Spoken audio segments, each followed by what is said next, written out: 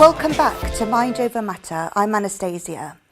When we think about trauma, we often picture emotional pain, but trauma can live in the body too. For some people, it starts after a major health event.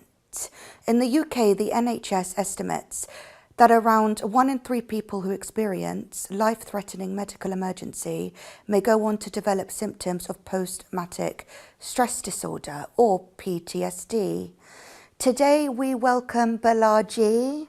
He is an evangelist financial advisor, and he's here to basically share his story surrounding trauma and his anxiety, and also he's going to share about what he does business-wise. So Bolaji, what brings you here today? Thanks for having me, Anastasia. Yes, it's a privilege to be here, to be able to talk about why I'm here. 4 years ago, I had a massive cardiac arrest in my house. Had to be defibrillated 10 times in the house to be kept alive. The doctors told my wife I wasn't going to make it, and I was put in an induced coma. But thankfully, I'm here.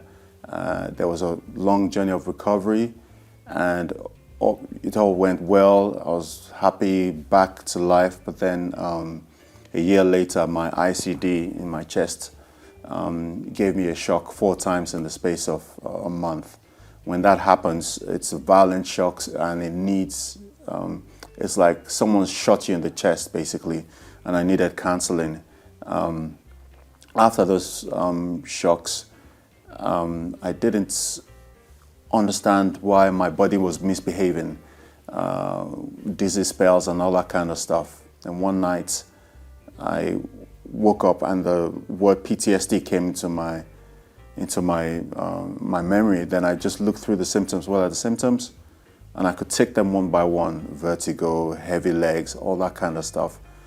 Things that the doctors couldn't identify. And that's when my journey started in understanding how I needed to be able to battle the anxiety and the panic attacks that had kept me in the room in my house. How did you feel once you were out of hospital and trying to go back to normal life, trying to kind of find reality? How did you feel about that? It was exciting for once, in terms of being I just felt blessed that every day was a gift, basically. And then with having a cardiac arrest, there's an impact to the brain. So my brain had to compute now being on the streets, you know, the senses and stuff like that. So there was a lot of cognitive fatigue, but again, that was still something that I accepted and I was happy to deal with. But then once those shocks happened that I mentioned earlier, it was a big setback for my confidence as well. Sometimes I would think I'll be in the movies or maybe we're talking to someone and I just drop to my knee. I just completely couldn't control my body. But thanks to me understanding more about PTSD and the imbalance in your system, your fight or flight senses are all over the place. You know, you see a car and you're like, oh, there's a cat or you know, or a lion or something. So, but gradually I started to understand more about sleeping right, eating right, words of affirmation, words from the scripture as well. And there was a good book that really helped me to understand how to deal with those symptoms and help me with my journey back to normality, so to speak. And living with PTSD must be very difficult for you, isn't it? And obviously you must have kind of thoughts or fears that stay with you, isn't it? So it must be very hard. How do you cope? I think with the support from the St. Bart's Psychology Hospital, they were really helpful because they had experience dealing with real life scenarios. There were practical exercises. Diet was key to that as well. And again, words of affirmation. And this book, shameless plug here, by Joshua Fletcher. So he's actually gone through the journey that a lot of us had, tackling that fear of not being able to leave the house and stuff like that. and there was really practical advice. I strongly recommend it to anyone as well. This book and the Bible. Yeah, I think reading something that you're passionate about really helps the mindset. Yeah. Especially like positive affirmations, listening to audios, things like that really is positive. So that's really good. Yeah. And so is that what helped you start to recover? That, or was it more faith or family? A lot of faith, family, and diet is key there. I had to cut out caffeine in my diet. Probiotics, just to help with the gut, because the content of your gut impacts the brain as well. So those were the packages there: scripture, diet, sleep, and this by Joshua Fletcher. Yeah. That's really good advice. Yeah, and obviously, did learning from PTSD and suffering from mental health change the way you saw recovery? Change the way how you think about recovery, or? Yeah, it's changed the way I treat recovery, and also very sympathetic to people who sometimes you see someone and they're having a dizzy spell. You think, oh, he's drunk, but he may not be drunk. He may be actually having a mini panic attack. So you can't just judge people. Just basically. judge people blindly. Yeah, like some people could have side effects from taking medication, and you might think they're high, but they're not high. Yeah, they've just taken a lot of medication. Yeah, correct. Yeah, no, correct. I know what you mean. So before filming, you mentioned you are a financial protection evangelist. Yes. Can you elaborate more on that? Because I'm sure viewers would want to know. And what is it that you do? That? Yeah. I mean, in a nutshell, I spent 20 years in the financial services banking sector. When I had my cardiac arrest, I had a critical illness cover insurance that paid out.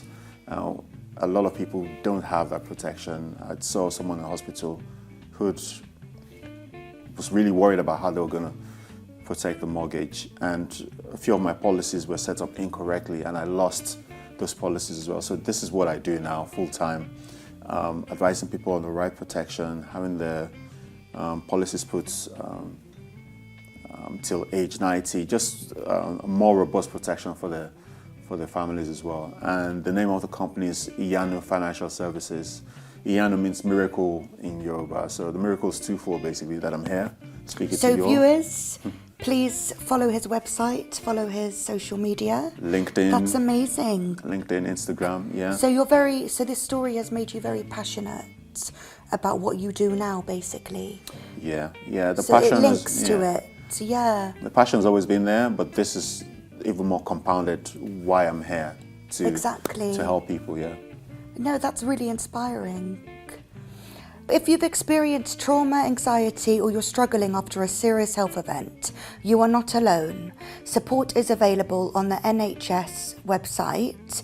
You can find it on www.nhs.uk/PTSD. Link is below.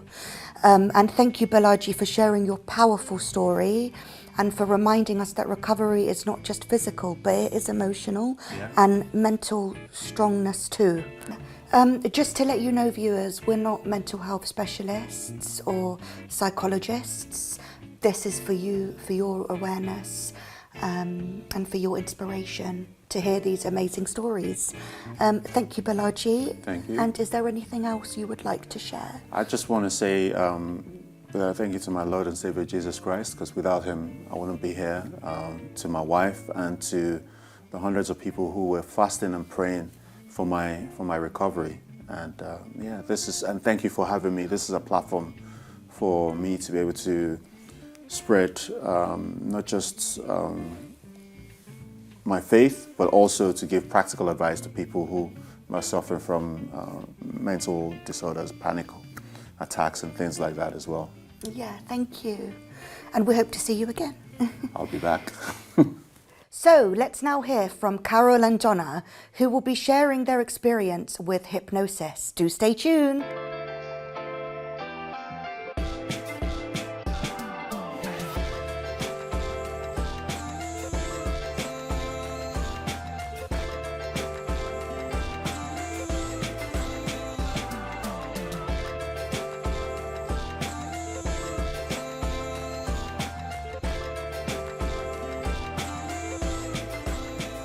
So, welcome back. Many people think of healing as something that starts with the body or by talking about our feelings. But what if real healing starts deeper in the subconscious mind?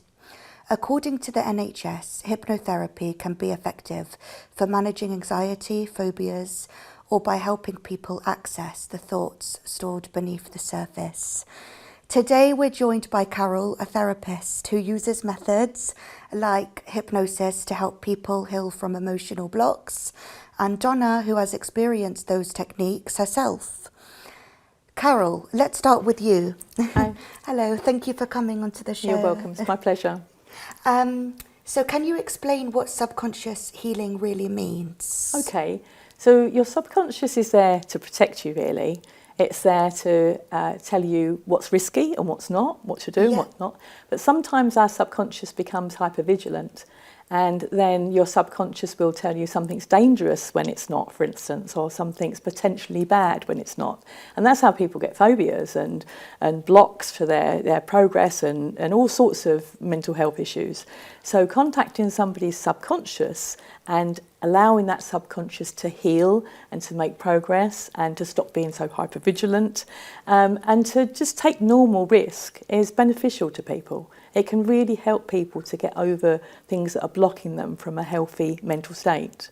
So people tend to listen to their subconscious mind more? Oh, absolutely, all the time, without realising it, obviously. Yeah.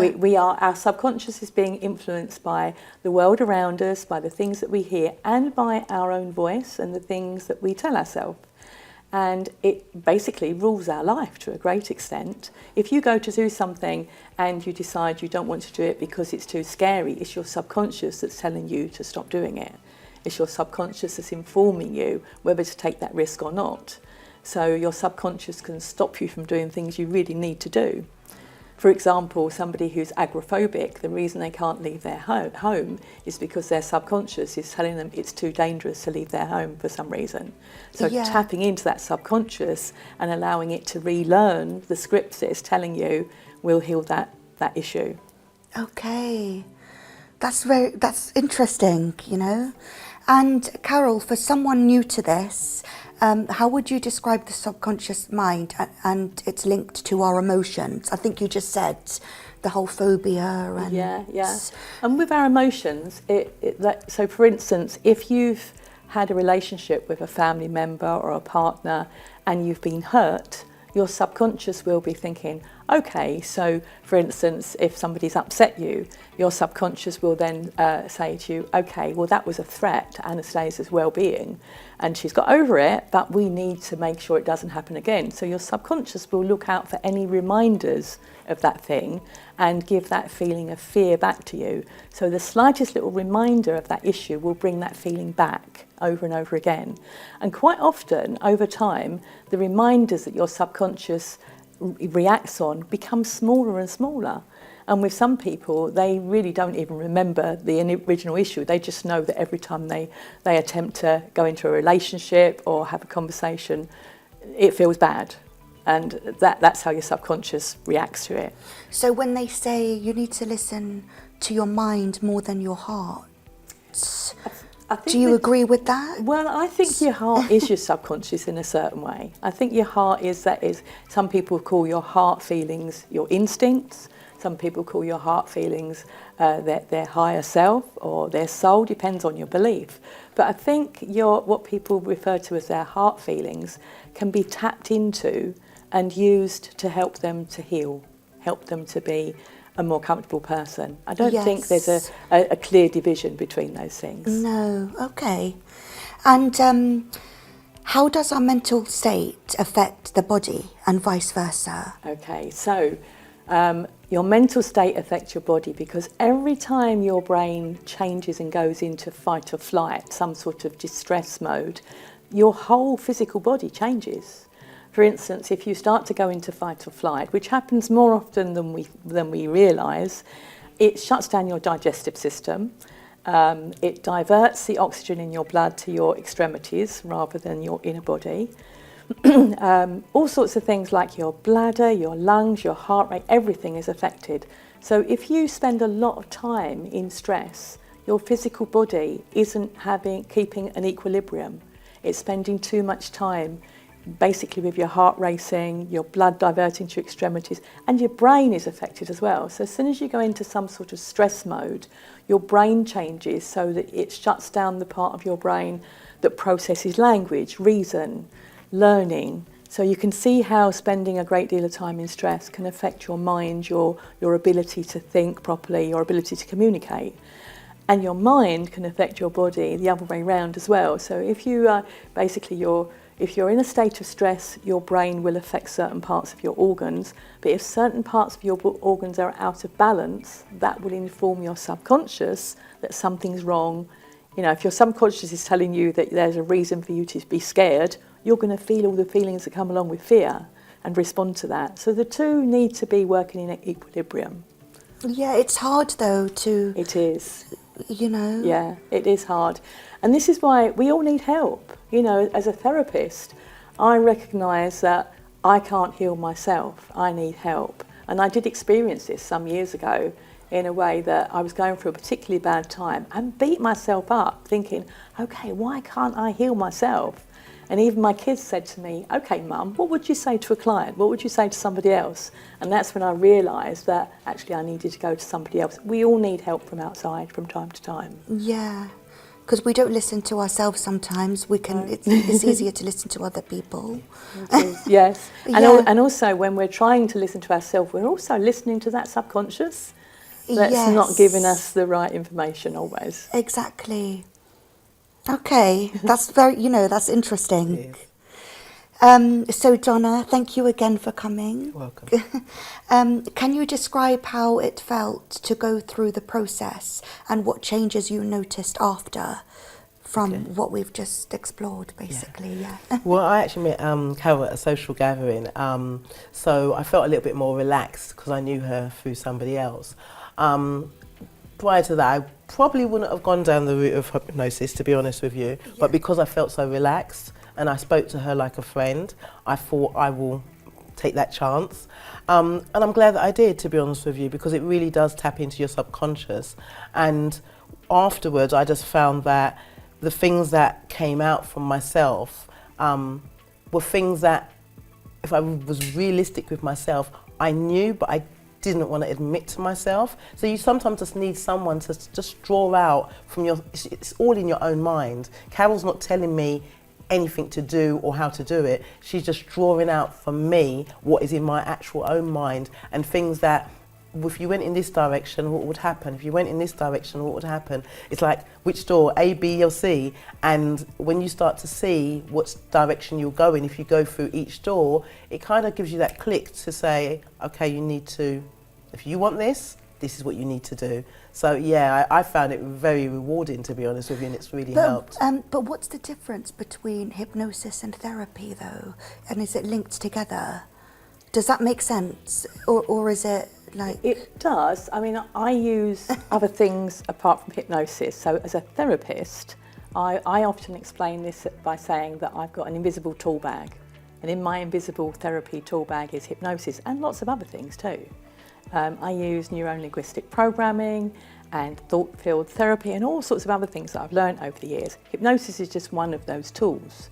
So hypnosis is a therapy in the same way that other things are other methods of therapy work as well. So it's just another method? It's a tool, yes. Oh, it is, okay. yeah. I didn't even know that. So, okay. For me, the difference was, for therapy, you're speaking to somebody and you're very much awake like we are now. Yes. The hypnosis, I was in just a much more relaxed state. So I'm just really just relaxed and just letting my mind just be free. And then you're still drawing out. And I think that's where it's a bit more deeper, because you're just in such a relaxed state. It's just, it's drawing out from you what's in your... No, I would like to try hypnosis because I've had therapy one-to-one, talking. Yes. But I would like to try and experience hypnosis. Well, you're welcome to come and see me anytime you wish. So Donna, you were saying that therapy helped you in a professional way. Can you explain better what that means, and where also can people find you, Carole, as well? So, So as regards to myself, I run a modelling agency for children and adults, and I'm Yeah. a photographer by trade.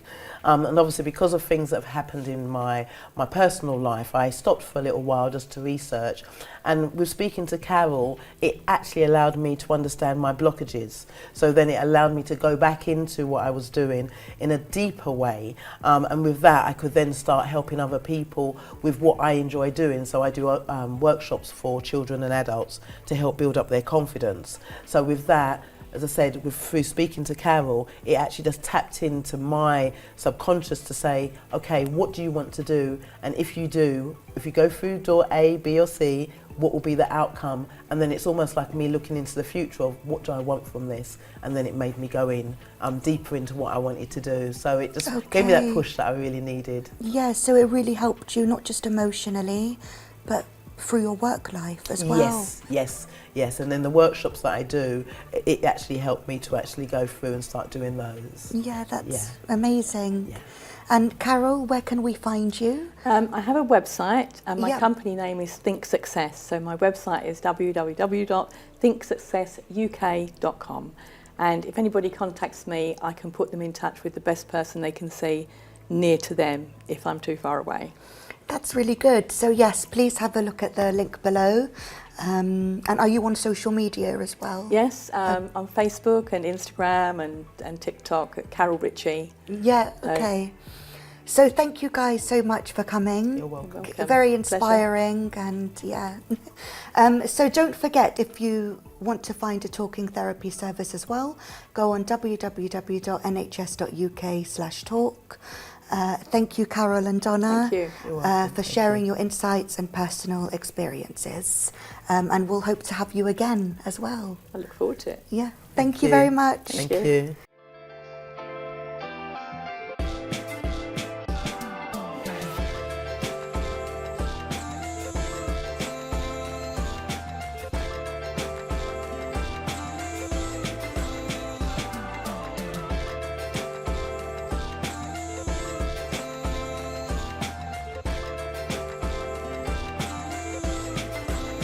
Welcome back to Mind Over Matter. I'm Alex Ranahan, and today we're talking about something many people experience but rarely admit: imposter syndrome.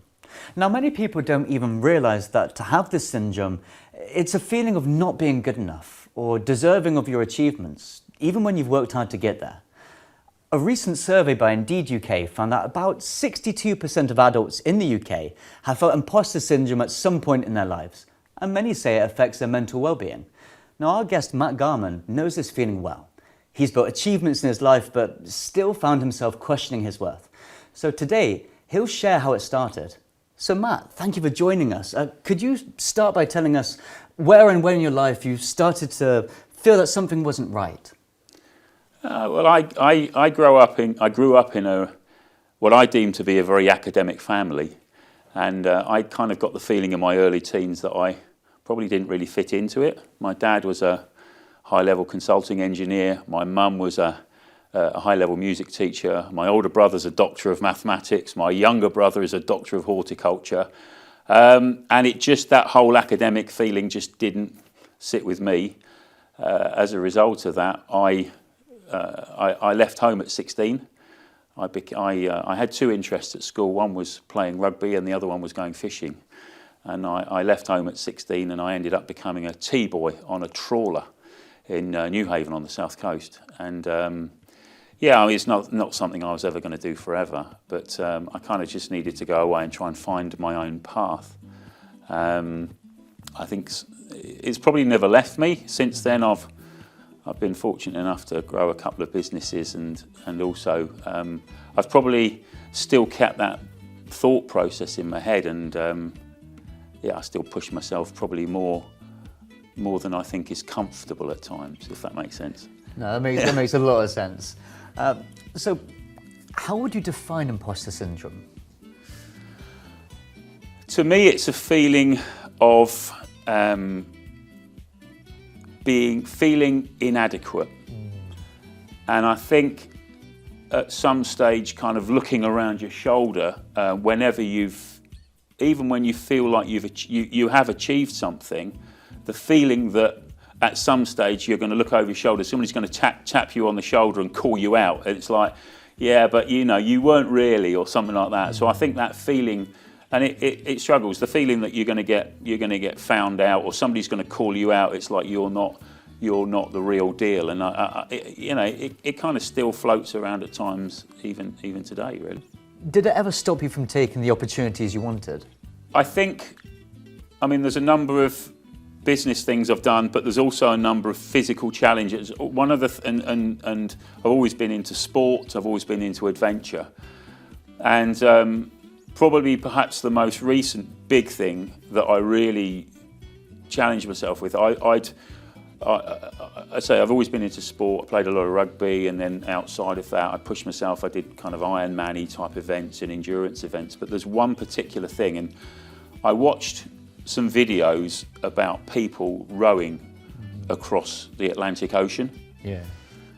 And I was struck by it. It's like, have these people got something that I don't have inside me? And that in itself was a feeling of imposter syndrome. And it's like, I've got to, and then after a period of time, in actual fact, what compelled me to do, I lost my dad during lockdown. And then it was a case of, do you know what? I'm going to have to go and find out. And that's the only way I can address it as much as anything else. Yeah. It was a feeling of, am I going to get found out? Can't I? Have they got something that I don't have? And then push on from there, really. Did support from others, like your friends or your mentors, play a role in your journey? They have. I think I've got this thing that I've had in my head for quite some time. I've always had people that have encouraged me in sport and business. Sorry, sport and the adventure. And then also I've had in business, I've had what I call a virtual board. So I've got sort of 3 or 4 people who, they might not be, it's not formal or any structured or anything else like that, but there's 3 or 4 people in my life that I've had for quite some time that they know me, they know my character. I'm very comfortable being uncomfortable, and I'm very comfortable being, I feel like I'm being vulnerable with them, and I can share and I kind of say, this is how I feel. And those kind of people have been very, very helpful for me. And if ever I've had conversations, sometimes it's been over a coffee or it's been over a meal or something like that. And it's like, and then they've given me that reinforcement. It's like, well, Matt, you know the answer. You just need that extra little bit of, dare I say it, sometimes validation as much as anything else to get you to push on, and whatever that happened, that challenge or what that hurdle happens to be. So what have you learned about valuing your achievements? I found myself, I think what I got myself, you go reflect on, I'm 56 this month, and you reflect on your life as certain things, and I think maybe what I've realised is that voice that I had, that I thought I had, actually wasn't there anyway. I always felt that I didn't fit into the kind of family mindset. I think I struggled in the fact that the only level of benchmarking in my family was academic success. And it's only recently that I realised, and maybe in 5, 10, 20 years or something, I've realised that in actual fact I am good enough, and that's only one benchmark. So moving forward, it's just that feeling that I am worth it, I am worthy, and I think I probably picked unnecessary fights in my head and picked unnecessary fights with, dare I say it, with people around me, and that's not been healthy moving forward. In actual fact, there was one particular, I kind of had this crazy image that Dad was pushing me in a certain way that, he's passed away now, but in a certain way that, I felt I always had to demonstrate to Dad that I was, whilst I didn't do the academic stuff, look at me, I've done this, I've sold a business, or I've rode all these sorts of things. And to me, it was just this thing in my head. It's like, it's still not good enough, it's still not good enough. And there was one particular day or night, on the ocean and I'm rowing, and we must have been rowing for five weeks. Big weather, stormy type stuff, and you're up against the world, you're up against the ocean, you're up against yourself. And I remember shouting out, just out of fury, it's like, well, if that's just not good enough, then I don't care anymore. And it was almost like a huge release. It's like, do you know what? I am worth it. I am good enough, and I try and share that when I speak at leadership events, and I try and it's like, look, we've all got a story inside of us. Don't hold it back, sort of thing, as much as anything else. So look, if someone feels like they're not enough, even when they're trying their best, what would you say to them? This comes up quite often, and I think we live in this world of social media. We live in this world of people looking at their phone. Everyone's living their best life and photos of this, and I'm going around the world and all these sorts of things. Or I'm doing all these glamorous things, and this is what you see, and obviously it's in our face. It's in our face all the time, and the biggest thing that I can take away, and the biggest thing that I've learned is I am me, and the biggest thing is don't compare yourself to other people. There is only one person we need to compare ourselves to, and that's the person we were yesterday. And am I better at what I do? Am I better as a professional? Am I better as a human being? Or am I a better version of me? And to be honest with you, that's my biggest message when it comes to those sorts of concerns, queries. And even I have it, there's times when we all have self-doubt at periods of time. So to me, I break it down, and it's like, am I better at whatever I'm doing, or am I a better person than I was yesterday? That's fine. And that's all I can do. It's almost like you're measuring yourself towards where you were as opposed to where you're going. Yeah. Because whenever you're going forward, that's going to move. But the person you were previous, you're always building on top of that. Totally. And then there's also times when what you started looking for or aiming at, you start on the journey and you go, do you know what?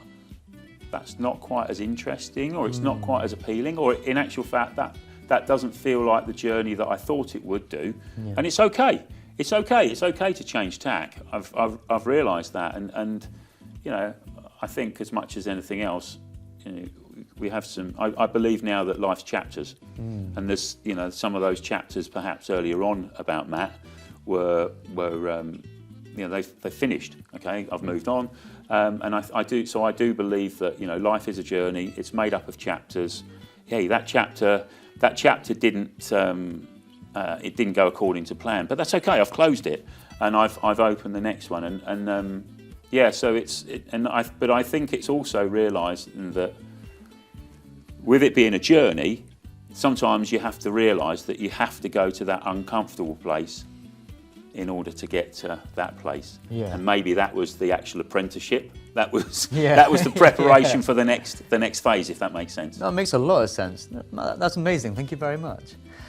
So if self-doubt or low confidence is affecting your mental well-being, support is available through Mind UK. And in fact, you can see the link on the screen now at www.mind.org.uk.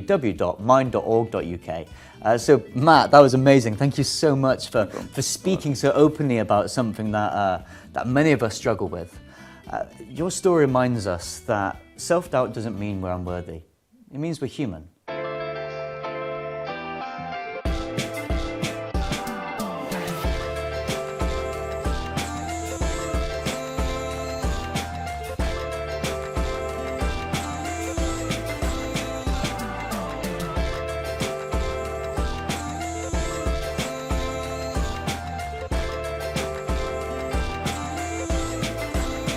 Welcome again to Mind Over Matter. I'm Daniela. Today we're talking about motivation. In the UK, research by the Mental Health Foundation shows that 1 in 5 adults feel their work negatively impacts their mental health, often leading to burnout or loss of purpose. Yet for some, those challenges become the fuel for growth. I'm very honoured to welcome our next guest, Mariette. He has turned his career experiences, the highs and the lows, into powerful lessons about personal growth. Louis, thank you for joining us today. Daniela, my goodness, it's such a pleasure to see you again. You know, and you're looking gorgeous, you're looking well, Thank you're looking you. fit and energetic. I love that. So are you, and it's Thank your you. energy as well. It's amazing. Absolutely. Can you tell us a little bit about your journey? Absolutely, Daniela. I mean, I've been very lucky in life, but you know, luck doesn't always fall on everyone's plate, right? And sometimes it doesn't, but you just got to make luck happen. And like anything in life, putting your best foot forward is always a positive way. I was actually born in Malawi. Wow. I then lived in Botswana and Swaziland. My mother remarried, and an Englishman who was a vet. He was on contract with the UK, and that's how I ended up in the UK, going backwards and forwards to boarding school. But I probably would never have experienced coming, you know, over to England if it wasn't for him. But also having this life in Africa, so it was the best of both worlds. But what I had in Africa, you know, as a person in the LGBT community, I might not have been able to flourish and thrive, right, in Africa, because, you know, there's certain areas where you can't be who you are there. So I found coming to England was a remarkable country. People gave you opportunities, people were kind to you, people were giving. And if you were hungry as an individual with enthusiasm and drive, I think you can go far in life. And I think, you know, whatever I find, if someone's watching out there and there's just one person that can take 1 or 2 tips from me today, I've done my job, right? You know, so I think it's really important that. How do you stay motivated during challenging or uncertain times? Quite easily. I always think of the person behind me who's probably having a rougher time. And I think, you know what, Louis, kick yourself up the rear, don't complain about it, and go forward. But there are things, where I've always believed if things are challenging, if things are tough at the time, do something really basic. Sit down, get a piece of paper and a pen, and start writing things down. Say, what's lacking in your life? What can I improve in life? What is my strategy plan? So you have to think about all these different types of things, write them on pen and paper, because that way, once it's down on paper, you have something to follow. If you just keep it in your head, it just sort of vanishes over time. But when you have that and you stick it to your bedroom wall or on your fridge door, you think, you know what, month 1, have I achieved this? What have I done to achieve it? And how can I improve? Have I called a person up to see if a door can be opened for me, an opportunity can be opened for me? And sometimes what happens is you have to appreciate we need to have a job to get our basic bread and butter and our earnings. But what you also find with a lot of people is they do their jobs, it's like a guinea pig on one of these wheels. It just goes round and round and they're feeling a bit demotivated and feeling flat. And sometimes what you have to do is just pull yourself away and go, okay, the job is my bread and butter. What can I do outside work which will fulfill me? So that could be, you know, you could be going to creatively, you could be going to a pottery class, you could be doing an art class, you could be joining the gym. I'm a great advocate with exercise. I mean, you know, running is my big thing. I've done 14 marathons. I've taken part in 2 triathlons, and I'm due to swim next year, 11 miles swim up Lake Windermere. So that's my personal sort of goal and challenge for doing something outside of my work. And sometimes you've got to put that into your life to inspire yourself and reignite yourself. And also remember this one thing. People think, oh, I'm not flush, I haven't got much money. You don't need much money, because at the end of the day, there's lots of, if you research, there's lots of communities, there's lots of organisations that are more than willing to help and support and being part of a group. And one of the best things to do in life is to talk. Absolutely. And talk to you. And I talk too much, right? I love your talking. I can listen all day. So how important, Louis, has personal growth been for your professional journey? Oh, absolutely. So I originally started off as a party planner. From there, wow. Yeah, a friend had been seeing these headpieces I was making for my hosts. And what was quite amazing was a creative director, Michael Dye, had seen what I was doing. He had asked me to do a big fashion show in Milan. I just loved it. I got the commission. I did 20 hats. 19 were commissioned, used for the show. Then Harrods found out about me. Through that journey, it's quite bizarre actually, and through that journey, you know, I made other doors open. You know, I knocked on doors. You know, nothing comes on a silver platter, right, for free. Absolutely. You've got to knock on that door, you know, if you want an entrance. And if you don't knock, you don't get an answer. So I knocked on doors, and then just over time, Britain's Next Top Model approached me to be a judge. I worked with Lisa Snowdon. I ended up at number 10 Downing Street twice. Worked with on a presentation with Sherry Blair. Fundraised for the Children's Trust, as well as St Thomas Lupus Trust. I've taken part in fundraising recently for the environment. It's for the Marine Conservation Society, so that'll be for my swim next year. Amazing. And then I also developed my own perfume, which was something I always wanted to do. So it went from my hats I was creating to perfume, which is the greatest, like a bon mariage of ladies who want something beautiful to wear and then to be, covered in a beautiful scent. And so the day of lockdown, while everyone was, panic moment, what were we going to do? I was like, oh my God, this is heaven, it's creative time. And I created the perfume sculpture, which is one of the world's most unique, unusual perfume sculptures. And it's all based on the Far East and the Orient, with auspicious symbolisms all around it, from intertwined Japanese cranes, meaning love and longevity. Where can we see the sculpture? Oh, well, you have to go to my website. Okay. Yes, so do peek on that. And and hopefully you'll get to see the creation there, and also, to try on the scent. Absolutely. Make an appointment with me. Yes, please. So how do you, obviously, it sounds like you've been in a lot of high pressure environments. So how do you protect your mental health? We all have different ways of protecting our mental health. I firstly don't. This is a very personal thing to ask me this. So we're all different in our ways. Yeah. I don't see my mental health as my mental health. I just see it as me, Louis. And one of the things I've been a great advocate for is my exercise. So my day begins at 5 o'clock in the morning. I'll be jumping out of bed, make the other half, the tea and the fresh fruit.